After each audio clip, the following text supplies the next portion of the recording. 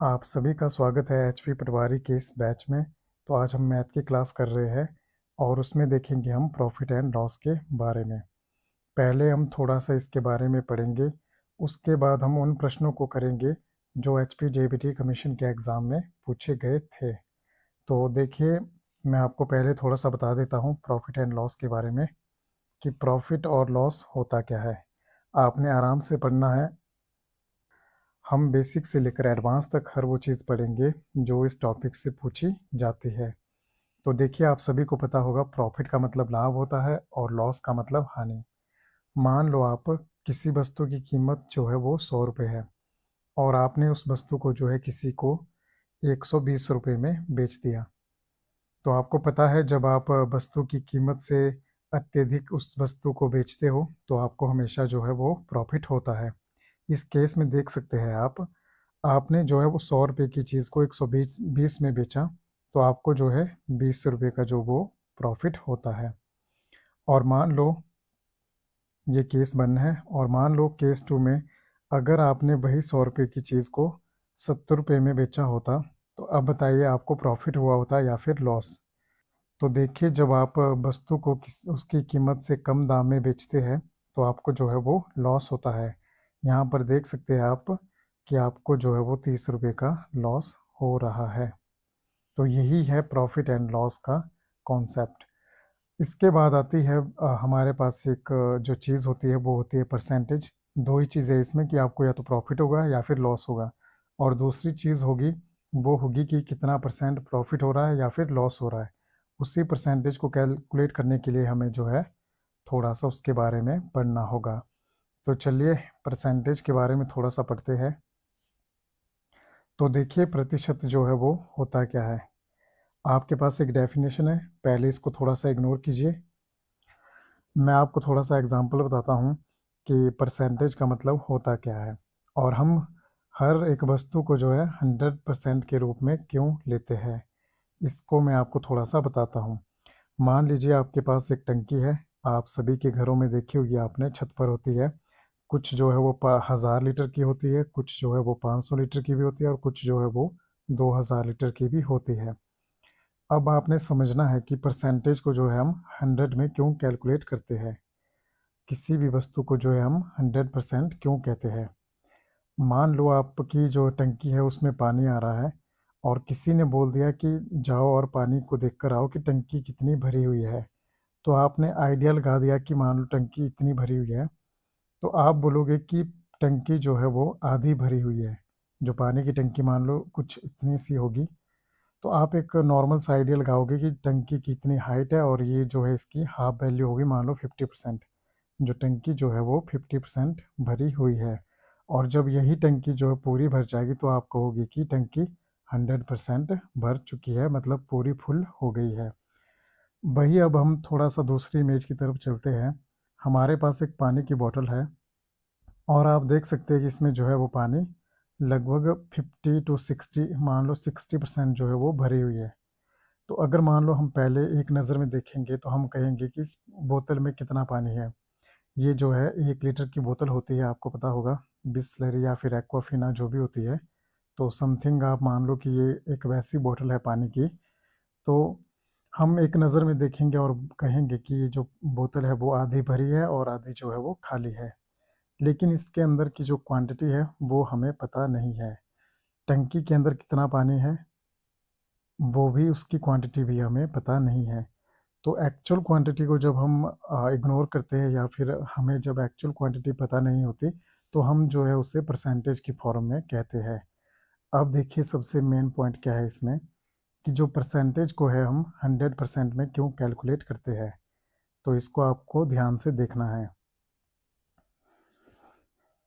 अब जब मैं टंकी की बात करूँगा तो, एक मिनट सॉरी, अब जब मैं इस टंकी की बात करूँगा तो ये जो है वो आधी भरी हुई थी, और जो ये पानी की बोतल देख सकते हैं आप, ये भी लगभग आधी भरी हुई है। तो हमारे पास जो टंकी है वो 1000 लीटर की है। अगर जब हम इसकी आधी भरी हुई का मतलब, अगर हम ये कहें कि आधी फुल होगी, तो इसका मतलब कि ये टंकी में 500 लीटर पानी भर चुका है। इतनी बात आपको आई थिंक क्लियर हो गई होगी। 1000 लीटर की टंकी थी हमारे पास, आधी भरी मतलब कि 500 लीटर जो है वो भर चुकी है और 500 लीटर जो है इस टंकी में खाली जगह बची हुई है। और वहीं अगर हम इस बोतल की बात करेंगे तो ये भी आधी भरी हुई है, लेकिन ये जो बोतल थी वो 1 लीटर की थी। तो जब ये आधी भरी हुई का मतलब है कि इसमें जो है पानी जो है वो 500 ml होगा, मिलीलीटर। आपको पता है कि 1000 लीटर से जो है वो 1000 मिलीलीटर से जो है वो 1 लीटर बनता है। इतना आई थिंक आपको क्लियर होगा। तो देखिए, अब जब हम इन दोनों को कंपेयर करेंगे तो इस टंकी का जो हाफ पोर्शन था 50% और जो इस बोतल का जो 50% था, उन दोनों में कितना ज़्यादा अंतर है। इसका 50% तो 500 लीटर था, लेकिन जो इस पानी की बोतल है उसका 50% जो है वो 500 ml मतलब कि आधा लीटर। देख सकते हैं आप कि 500 लीटर और आधा लीटर कितना ज़्यादा फ़र्क है। लेकिन हम दोनों ही केस में कह रहे हैं कि जो पानी है वो 50% भरा हुआ है, मतलब कि आधा भरा हुआ है। इसलिए आपने एक बात ध्यान में रखनी है कि परसेंटेज जो है किसी भी फिक्स्ड वैल्यू को नहीं बताता। हो सकता है कि अगर मान लो ये बोतल पानी की जो है फुल भरी होती है, हम कहते हैं कि ये 100% फुल है। लेकिन जो फुल होती तो इसकी जो क्वांटिटी होती वो जो है वो 1 लीटर की होती, क्योंकि ये पानी की बोतल जो है 1 लीटर की ही है। लेकिन जब हम बात करेंगे इस पानी की टंकी की, तो अगर जब ये फुल हो जाएगी तो इसमें जो है वो 1000 लीटर पानी आएगा। तो आपने एक बात ध्यान में रखनी है कि एक बार तो आपको जो है वो 100% 1000 लीटर डिनोट कर रहा था, और दूसरी बार जो है वो 100% सिर्फ और सिर्फ 1 लीटर को डिनोट कर रहा था। इसलिए याद रखना है कि 100% कभी भी फिक्स वैल्यू को नहीं बताता। आप कोई भी चीज़ हो उसको जो है आप 100% मान सकते हो। अगर आपको समझ नहीं आया तो एक एग्जांपल मैं आपको और देता हूँ।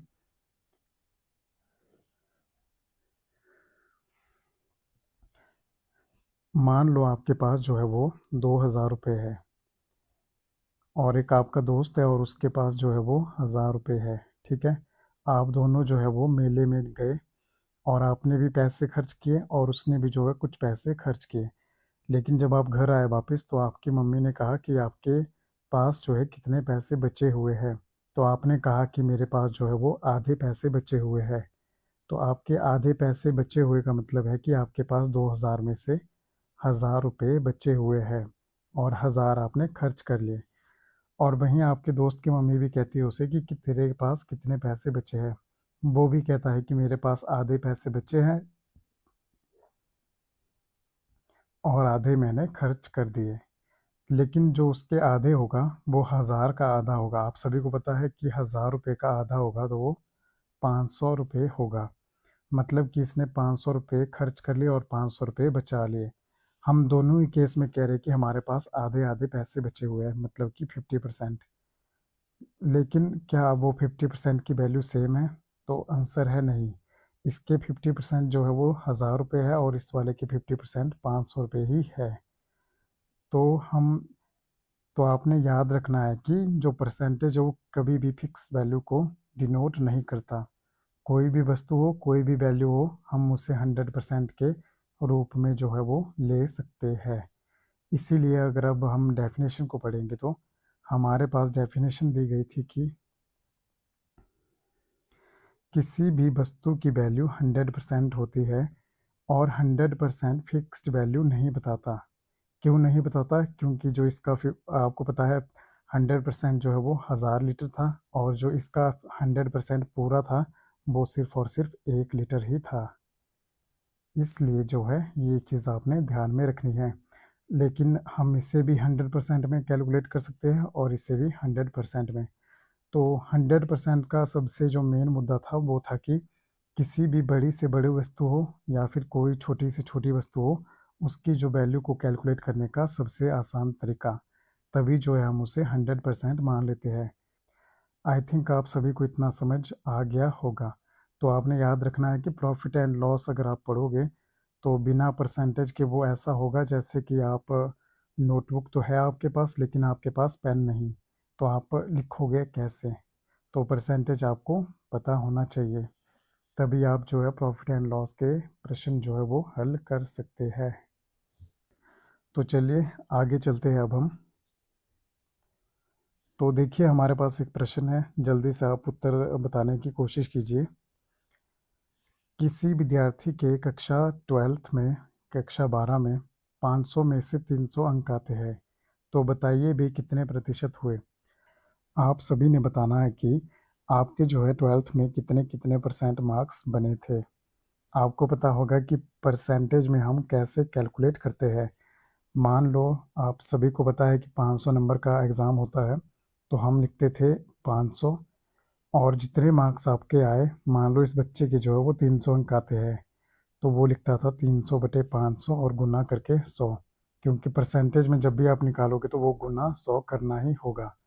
तो इसी प्रकार से जो है वो आप अपने मार्क्स कैलकुलेट करते थे। तो देखिए 2 ज़ीरो से 2 ज़ीरो कट गई, और 5 छिक्के 30, और ये आता है 60।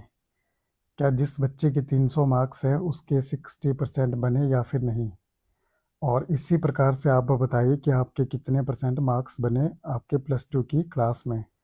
आई थिंक आप सभी को परसेंटेज निकालना आता होगा, नहीं आता होगा तो मैंने आपको बता दिया।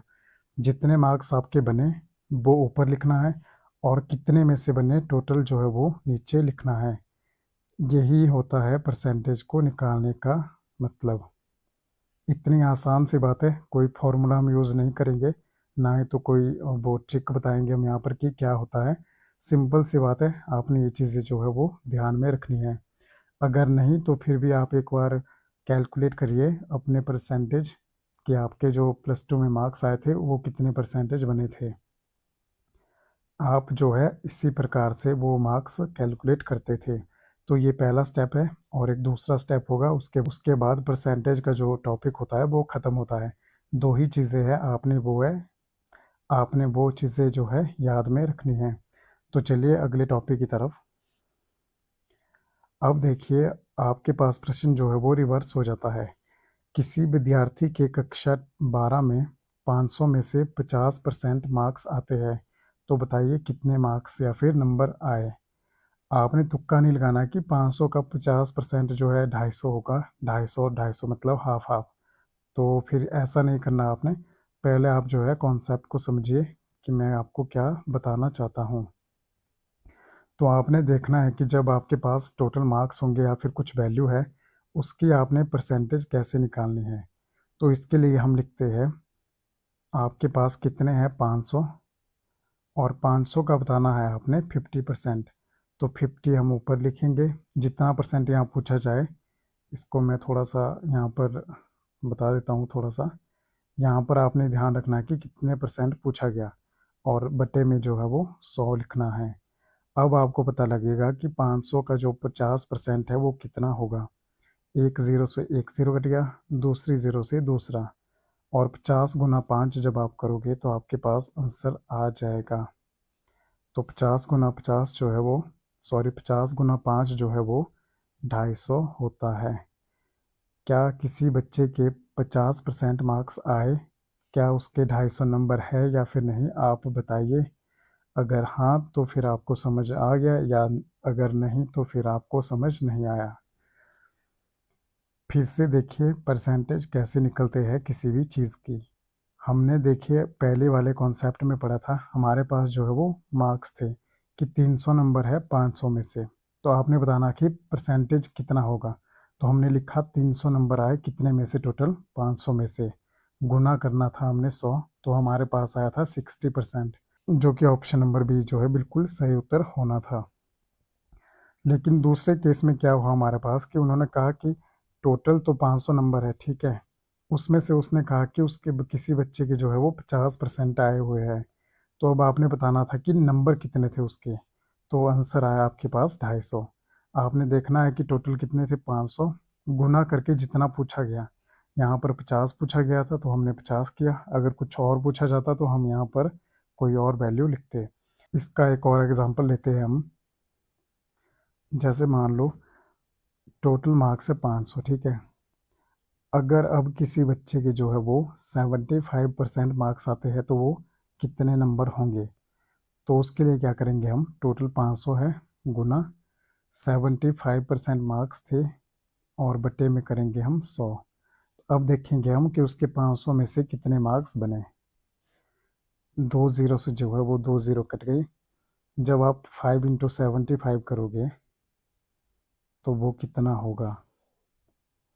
देखिए, आपको इसको जो है वो बिल्कुल आराम से गुना करना है।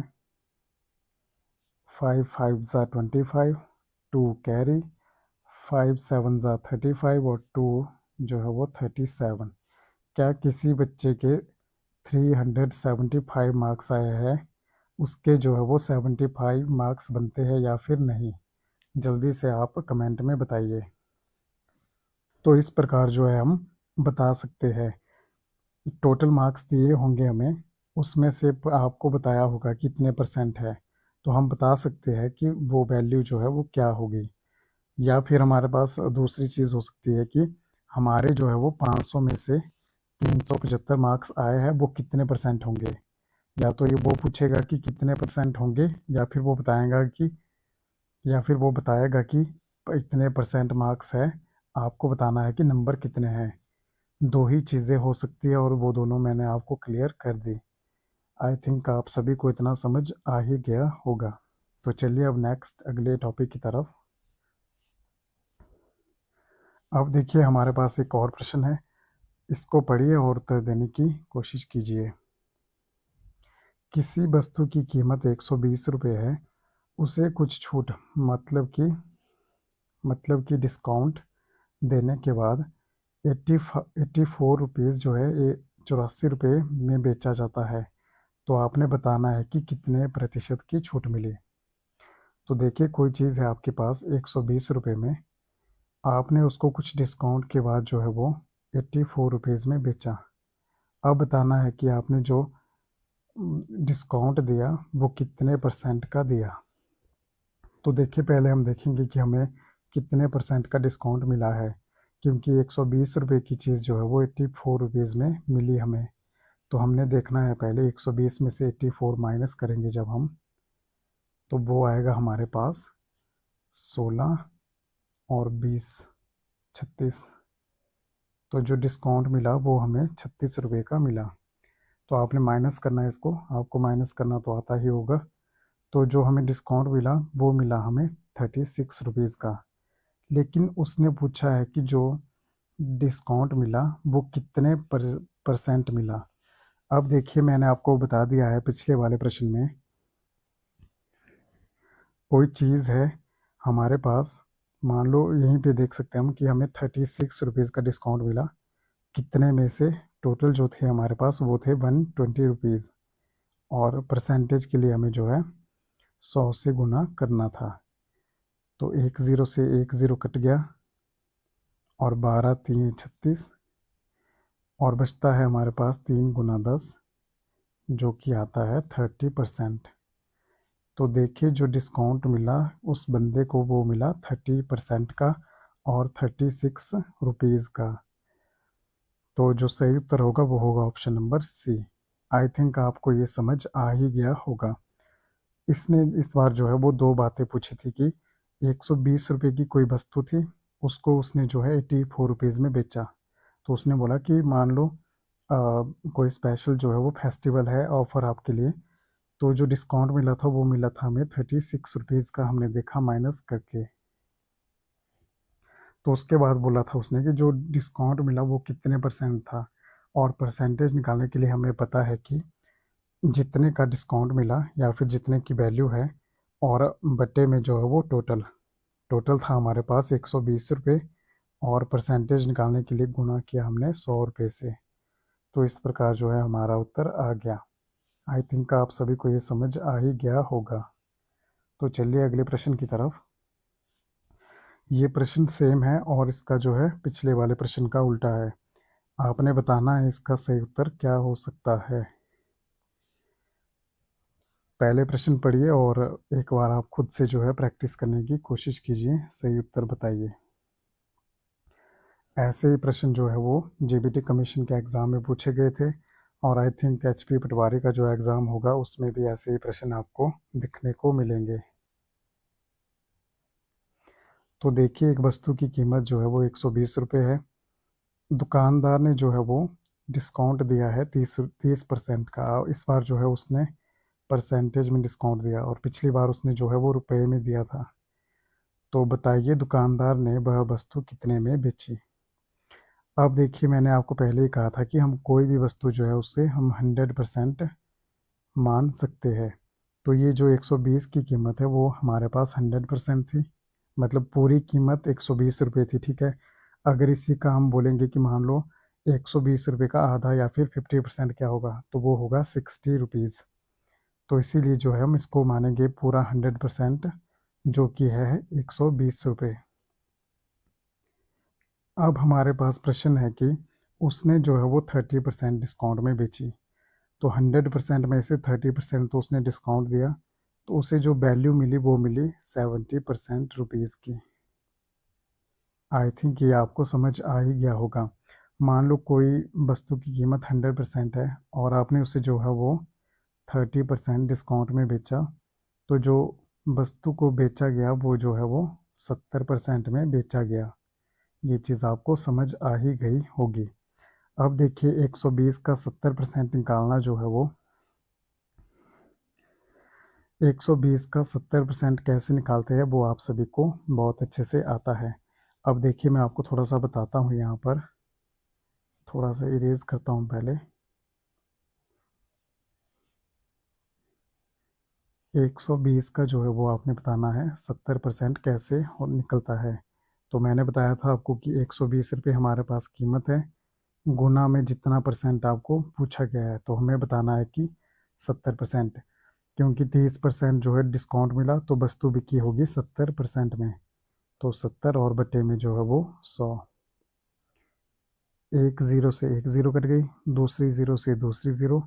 12 गुना 7 कितना होता है वो आपने बताना है।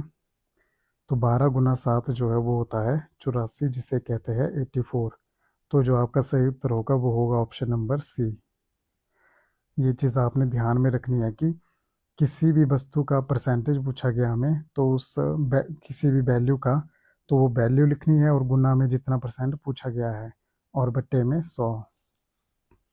तो देखिए हमने दो ही चीज़ पढ़ी कि या तो हम परसेंटेज निकालेंगे या फिर कोई वैल्यू होगी, उससे बताएंगे हम कि वो कितना परसेंट हो सकता है। यही दो चीज़ें हम तभी से लेकर पढ़ते आए। तो चलिए अब अगले प्रश्न की तरफ। तो देखिए ये प्रश्न जो है वो जेबीटी कमीशन के एग्ज़ाम में पूछा गया था 25 तारीख को, और वो भी पहली शिफ्ट में। तो अब बताइए आप इस प्रश्न को कैसे हम सॉल्व कर सकते हैं। पहले आप प्रश्न को पढ़िए और फिर बताइए कि इसको कैसे सॉल्व किया जा सकता है। तो देखिए एक साइकिल का जो अंकित मूल्य है वो है 2000 रुपये। तो हम इस 2000 को जो है वो 100% मान सकते हैं। एक त्यौहार के दौरान दुकानदार 15% की छूट और छूट के बाद वाले मूल्य पर 50 रुपये की, यहाँ पर देखिए रुपये लिखा है और यहाँ पर जो है वो परसेंट है। आपने घबराना नहीं है, बहुत ही आसान है इसका तरीका सॉल्व करने का।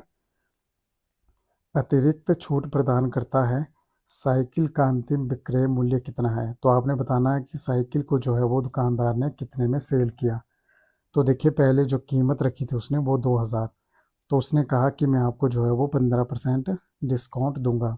उसके बाद जो हमारे पास वैल्यू आएगी उसमें से उसने कहा कि 50 रुपये आप जो है और कम दीजिए। तो जो फाइनल प्राइस है वो आपने बताना है। तो देखिए मैं आपको बताता हूँ इसको कैसे करेंगे हम। हमारे पास जो अंकित मूल्य था वो था 2000 रुपये। तो हमने जो माना इसे जो है वो 100% वैल्यू माना, और 100% में से हमने डिस्काउंट कितना दिया 15% का। तो जो वो साइकिल बेची वो बेची थी हमने पहले 85% में, ठीक है। तो ये जो वैल्यू थी वो थी 2000 जो है 100%। अब हम 2000 का 85% निकालेंगे कि उसने कितने में वस्तु वो जो है वो बेच रहा था, क्योंकि डिस्काउंट तो जो है उसने इसके बाद और दिया 50 रुपये का। तो देखिए जो 20 से 20 कट गई, और 20 गुना 85 अगर हम करेंगे तो वो कितना आएगा हमारे पास 20 गुना 85। तो ये आएगा हमारे पास 8 दूने 16 17। तो ये आएगा हमारे पास 1700 रुपीज़। तो ये जो है दुकानदार ने उस कस्टमर को कहा। अगर नहीं समझ आया तो प्रश्न को फिर से पढ़िए। दुकानदार ने कहा कि 2,000 रुपये की इसकी वैल्यू है और जो है फेस्टिवल चल रहा है तो मैं आपको जो है 15% का डिस्काउंट दूंगा। इतनी बात आप पहले समझिए। हमने क्या किया कि 2,000 की वैल्यू थी तो हमने 15% का जो है वो डिस्काउंट दिया, तो हमारे पास जो वैल्यू बची वो थी 85%। तो वो दुकानदार क्या कर रहा था कि 2,000 का 85% पर बेचना चाहता था। तो 85% की वैल्यू क्या थी, हमने कैलकुलेट करके देखा कि वो आ रहा था 1,700 रुपये। फिर वो कहता है कि दुकानदार, मैं आपको 1,700 पर 50 रुपये और डिस्काउंट देता हूँ। तो अब बताइए वो फाइनल प्राइस में जो है वो कितने में बेचेगा। तो आपको पता है कि 1,700 में से 50 रुपये कट हुए तो वो आएगा 1,650 रुपये।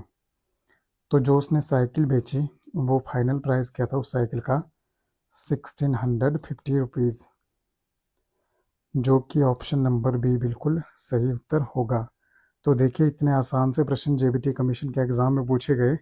अगर आपको पता होगा कि परसेंटेज कैसे निकालते हैं या फिर कैलकुलेट करते हैं तो आप जो है ऐसे प्रश्न बिल्कुल आराम से या फिर आसानी से कर पाओगे। तो देखिए हमने कैसे किया इस प्रश्न को, बहुत ही आसान सा प्रश्न था। तो चलिए अगले प्रश्न की तरफ। तो देखिए ये भी जो है जेबीटी कमीशन के एग्ज़ाम में पूछा गया था 27 तारीख को दूसरी शिफ्ट में। तो अब पढ़िए प्रश्न को और उत्तर देने की जो है वो कोशिश कीजिए। तो प्रश्न है आपके पास, एक दुकानदार एक शर्ट का मूल्य 800 अंकित करता है। तो दुकानदार ने कहा कि ये जो शर्ट है वो 800 रुपये की है और उस पर 20% की छूट प्रदान करता है। छूट के बाद शर्ट का विक्रय मूल्य कितना है। तो मैंने आपको ऐसे प्रश्न बहुत सारे करवा लिए हैं। आई थिंक आप इस प्रश्न को अब बहुत ही आसानी से कर पाओगे। आपने मानना है इस 800 को जो है वो 100% के रूप में।